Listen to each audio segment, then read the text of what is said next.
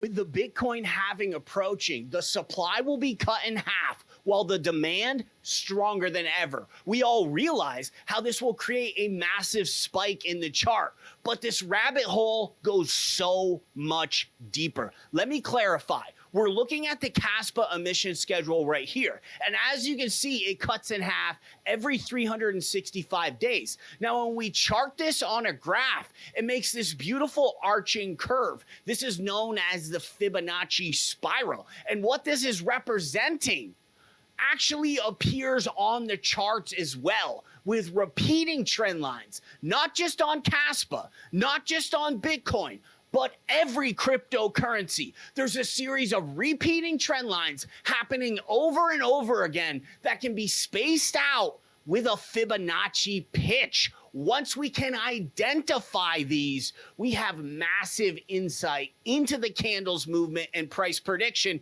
Check out this Bitcoin call out from a few weeks ago. All the way down to around 39 to even 38.5. And then it's going to start to see some massive support and pickup. Now we'll start to break bullishly once it runs into this yellow line here, which is another one of these origin trend lines.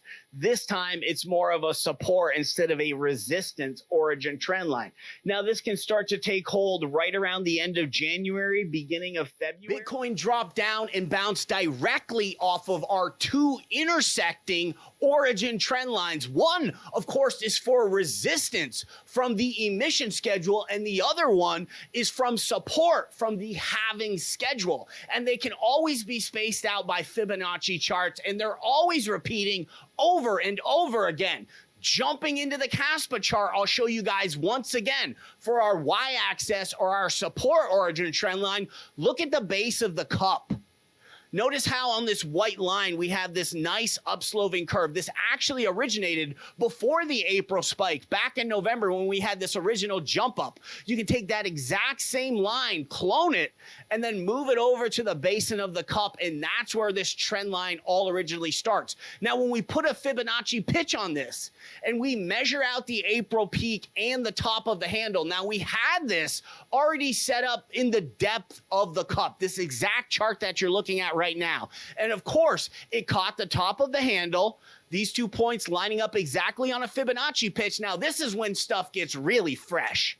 Now the November breakout happens, and it rips all the way to the top of this Fibonacci chart. This is still extremely relevant to price. We're still trapped in this origin trend line right now. You would think, well, we're above the November spike, but not when you put it at the angle of the basin of the cup. Now we're still just barely inside it. And using this method, we can see we're going to run into support on the 1st of March. That's where the purple and red zone meets on this Fibonacci pitch. It's what's pulling us back. That's our x-axis. Now notice this exact angle that we're on right now. Falling down, we can clone that. This is the same exact trend line from the falling wedge, from the handle of the cup, and from April, after we made this symmetrical triangle. This is where the original trend line came down, the original resistance trend line. And it's just been repeating over and over again. Jump into the Patron. We do this for Bitcoin, Solana, Kaspa, some AVAX. It's on every crypto. This is completely mind-blowing. Of course, we're all long-term investors here. Using these techniques helped us personally find the bottom of the market. We were actually shorting in May on altcoins while everybody else was like, rah, rah, it's altcoin season. FTX already happened. Nope. There was another massive dip down, and because we weren't buying then, we are actually shorting. This put an exponential multiplier on our bag, which is how we turned $12,500 into just recently what was valued at over $300K in all Kaspa. Warren Buffett, Charlie Munger, and Mark Cuban are enormous advocates that diversification is something that they just teach in financial school. It keeps financial advisors employed and investors doing okay. It's a great way to do average, but an 8th grader can do average. You just buy a whole group of stuff and you'll do average. If you want to be a professional investor, the art is to actually not diversify. So all these other channels that have been saying, buy some of this, buy some of that, myself and Kaspa Silver and actually Galaxy Crypto just got hip to this recently. we're all in on Kaspa. That's how we roll, and we've beaten the pants off everybody. And this is the key. It's not even time to sell yet.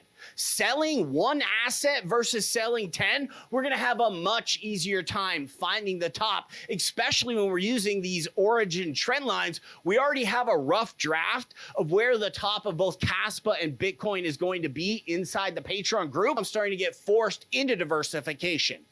And where we're looking, nobody inside of the Kaspa sphere of content is looking. We're going into IDOs, cryptos that haven't even been released to the public yet. And there are some monster gems right there. I'll give you guys some picks in the gaming world. These are two mobile phone first-person shooters. Both of these picks come from our list of the top 30 VCs. We have a search tool that'll let us wrangle out a list of cryptos based on the most funky features and list requirements that you can think of. We narrow this down based on the best performing VCs, and we've got two mobile games here. One of them is called Farcana, ticker FAR, and the other one is called Matrix Fire. Now, Matrix Fire is the better pick, in my opinion, to Farcana, based strictly on gameplay as well as gamer hype. Yeah, there's a lot of videos about Farcana that are done by crypto people, but the actual gamer kids, like the basement dweller nerds who just get allowance from their mom, who are actually going to be playing this game, they're way more interested in Matrix Fire. The number one reason is it has bullet speed. We found Heroes of Mavia inside this list. The thing that drives me totally nuts is, even if we found it on the first day, it's for sale for $2.50. Right now it's $7.50. And while this is an absolute gem of a crypto game, this is the issue. If you got in on the IDO, you would have only paid 40 cents a piece for this. So inside the Patreon, we're starting to hunt for cryptos that are not listed yet, that we can get in on the IDOs, or they're not listed yet. But once they get listed on the exchange, we're going to be ready on day one, week one, to swoop in and grab them for the rock bottom prices, because this is our best way to get that 100x, and the only logical way that I can personally see that we can put any money in anything besides Kaspa. Matrix Fire is currently beta testing in China, and once they move this to the United States and go mainnet, the chart is going to absolutely jump up. Of course, catching projects that are still in beta about to move to mainnet is part of our 24-point checklist. That's a printout that you get when you join the Patreon group. You also get an Excel spreadsheet with all your classical patterns. Everyone involved in cryptocurrency is automatically an independent thinker.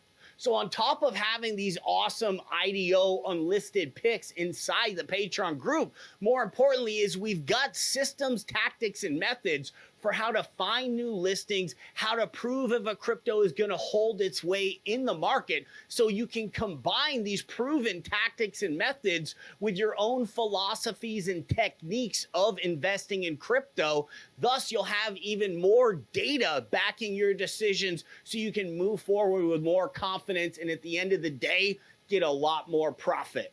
Thanks for checking out this video, guys. We'll catch you on the next one.